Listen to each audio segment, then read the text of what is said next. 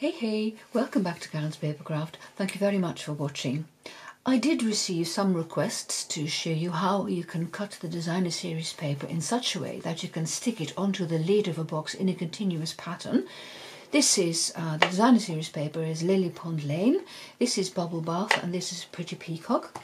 And I need a masculine box, well, a box for a man, sounds better I think. And you see it's a really snug fit for the box, and I'm going to recreate this box today in this colour combination. The designer series paper is Timeless Plaid, and I'm going to use Pebbled Path for the lid and Crumb Cake for the bottom. And as promised, I'm going to show you how you can cut this to make it a continuous pattern on the top of the box. So let us start with the bottom. I have here a piece of Crumb Cake cardstock, and the size is 7 5/8 and a little over that, by 7 5/8 and a little over that, and that is because when you score the box, this central part of the lid has to be larger than the central part of the bottom, otherwise the lid won't be able to slide over the bottom. Now my lid has certain measurements and I want my bottom to be just slightly smaller. If I make it 1/8 of an inch smaller, it'll be too large. So 1/8 of an inch is too much. I go in between that 1/8. So in this case it works out at 1/16 of an inch. So instead of saying 7 and 11/16, what I do is this. I'm trying to find my... I put it away somewhere. Here we go. This is it. Suppose this says 7, okay, and this is 8 then. So I'll put my fingers on top of that. Can I reach? Well, barely, okay. So this is 7. Now, 11/16 would be there, but I just measure 5/8 and 1 over. So 5/8 plus, so 7 5/8 plus, which is 7 11/16 of an inch. This makes it easier for me to cut and remember. Now, so this is 7 5/8 and a little over that, and I'm going to score this on all 4 sides at 2 1/4 inches. And that's because I want the bottom to peek out more than have it flush with the lid. And you can see me go over the score twice. You want a nice deep score line, but instead of trying to do it in one go, I prefer to do it in 2 easy swipes. You get a deeper score, and I find that when I try to do it deeply the first time around, I usually skip one of those score lines, and you don't want that. So this is scored at 2 1/4 inches all around, and I'll tell you about the lid later. Why not? I'm going to fold and burnish this with my bone folder.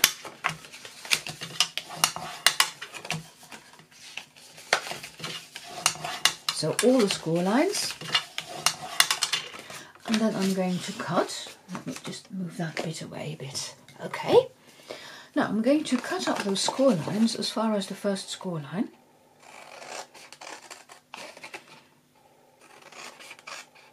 And I go to the opposite end and repeat.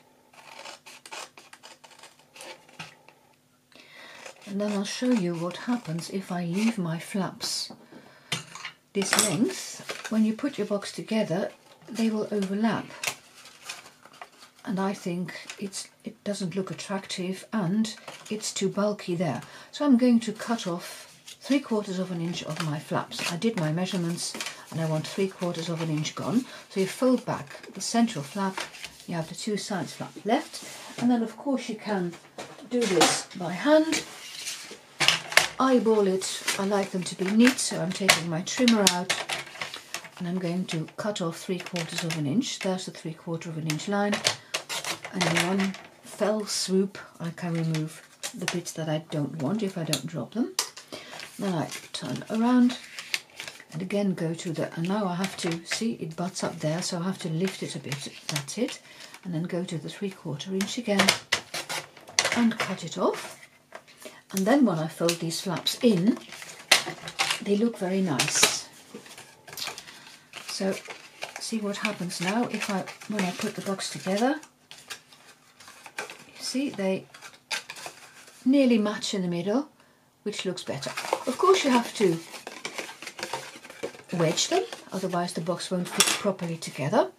Also, by removing just that bit makes the cutting easier, because you have to cut from one end to that corner at an angle.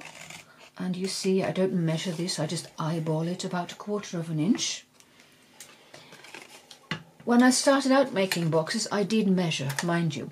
I would measure out 1/4 inch and then draw a line and then cut along that line. You may find that helpful when you're starting out after having made hundreds of boxes. Meanwhile, I'm confident in cutting like this. And a tip I can give you, when you are cutting, of course you look where your scissors are when you start out, but once you start cutting, don't look where your scissors are, but look at the point you're going to. So first I put my scissors, then of course I look where my scissors are, and then I look at the corner that I'm cutting towards. Makes it easier, much more easy. So put your scissors on and then cut away towards the place you want to go. And this then is the bottom. This is what it looks like now. I'm going to put it together, which means I'm going to fold in these flaps and then use a strong glue. You want your box to stay together. Now, I use Seal Plus. You could use liquid glue, you could use tear and tape, whichever is your glue of preference. I just like, see, I went crooked there and I went over the side, but that's no problem. I can fold it in like that. Should have been more careful. Talking and gluing is a challenge. So there we go, and I put just a tiny bit near the central part as well, because I want it to stick there as well. Then I can put the box together. And when you put a box together, I look there and I match that point with that point. And once it's aligned at the corner, the rest will follow in place.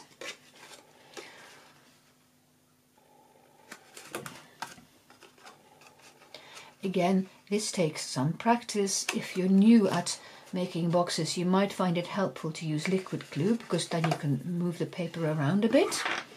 When you get more confident, you can use a strong glue which sticks right away. I always use my bone folder and press down on these flaps to make sure that the glue sticks. Most glue sticks better once you've applied some pressure, and this then is the bottom of the box. Then I'll show you the lid. I've already scored it. This was, let me just check my notes, this was 6 3/4 by 6 3/4. Oh, by the way, all the centimetres are on my blog, and all of this is on my blog as well, and the link is in the description box below. I've decided not to give centimetres because I keep confusing myself.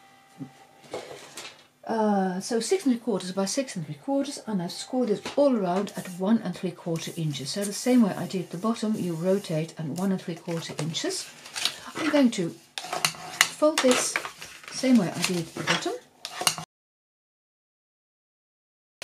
And this is what I mean by the central panel. This has to be a bit smaller than, see, it fits in between those score lines, and then you can fold the top over. So this will be the right fit. I'm going to cut it in the same way.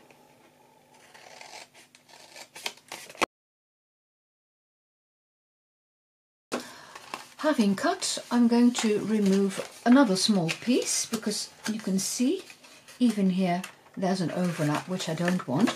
I'm going to cut off 1/4 inch.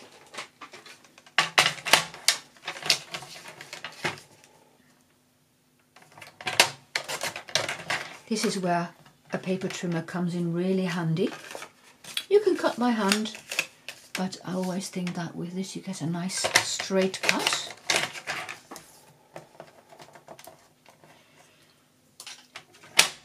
And then it's the same process, wedging it.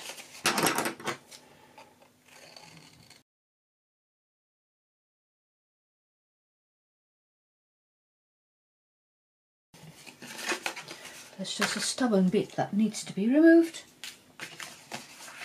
And this is the lid then. I'll start again with the lid because I ran out of camera power and I didn't notice until I'd finished making my box, so I started again. This is the lid. I'm going to show you how you can fit on the designer series paper, and I'll show you my formula. My box lid is 6 3/4 inches across because it's a square box, you see, 6 3/4 inches. Now, when I put a panel on, I want to make my panel 1/4 inch smaller than the width, like this. So 1/4 inch less, so that I have 1/8 inch all around it. So I take off 1/4 inch there, 1/4 inch there and there, which means it adds up to 6 inches. See, if I have my box like this,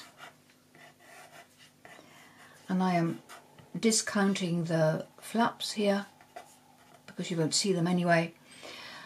This was 3 inches now, 1.5 inches, 1.5 inches to go across this panel because it was 1 3/4, remember? Less a quarter is 1.5. So I know that I have to cut 1.5 inch strips for the sides of the lid. So I'll take my trimmer out, and because this is 6 3/4 across and I need to take away 3 times 1/4 inch, 3/4 inch less, which means a 6 by 6 piece of paper. Luckily this is 6 by 6, but if this were a bigger box or a rectangular box, I could use a bigger piece of designer series paper and cut this down to size first and then start cutting off the strips.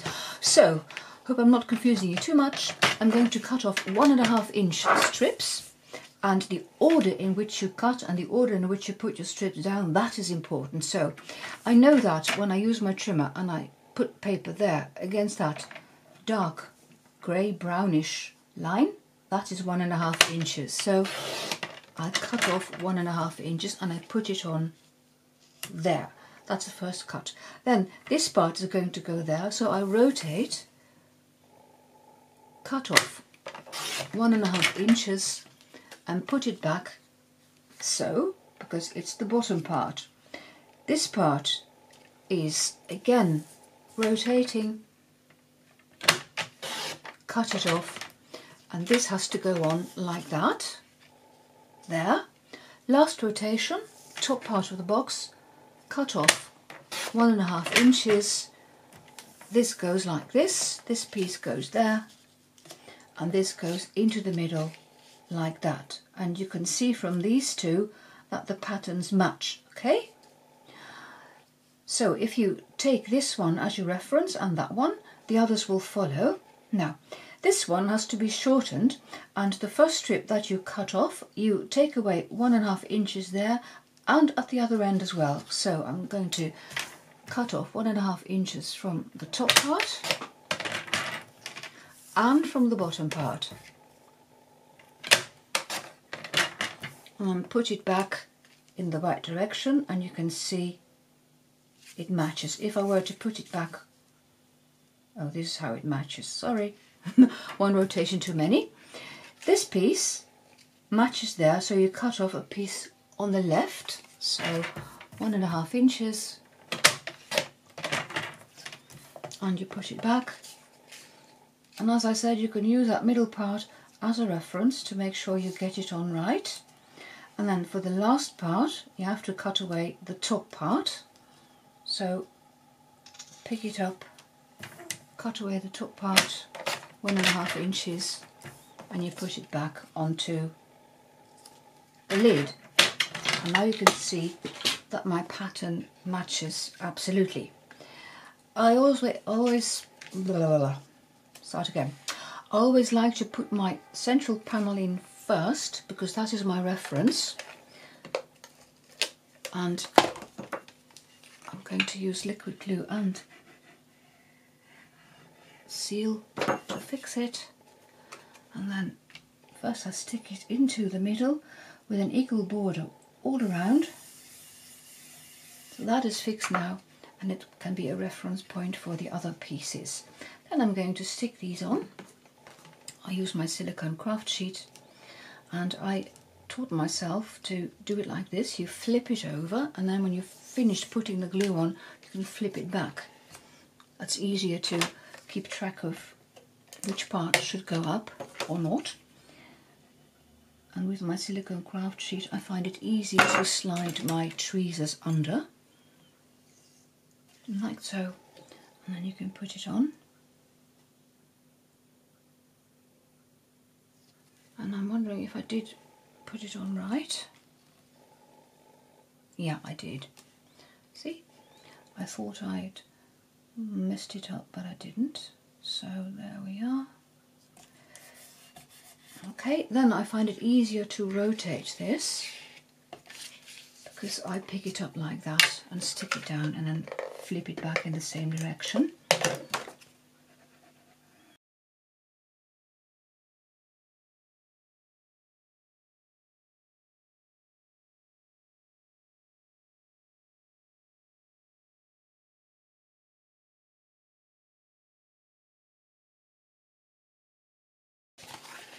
And now I can go about putting it together the same way as I did with the bottom part. So you fold in your flaps, put seal on, tear and tape, liquid glue, whichever you prefer, and stick the box together.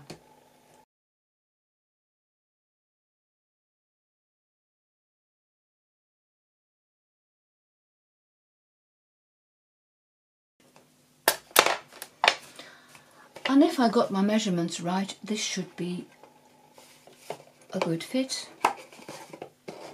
And it is. See? Well, thank you very much for watching and see you next time. Bye bye.